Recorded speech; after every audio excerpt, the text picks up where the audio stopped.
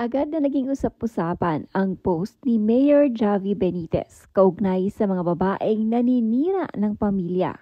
Sa post ng mayor ay nagbigay ito ng mensahe para sa pagdiriwang ng Women's Month. Binati nito ang kanyang ina.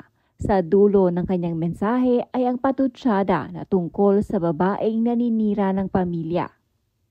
Happy International Women's Day to all strong and empowered women. Except sa mga mahilig manira ng pamilya.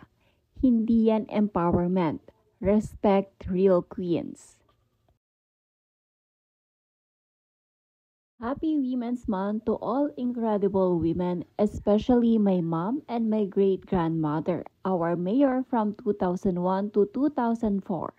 Their leadership inspires me to serve Victorianos every day.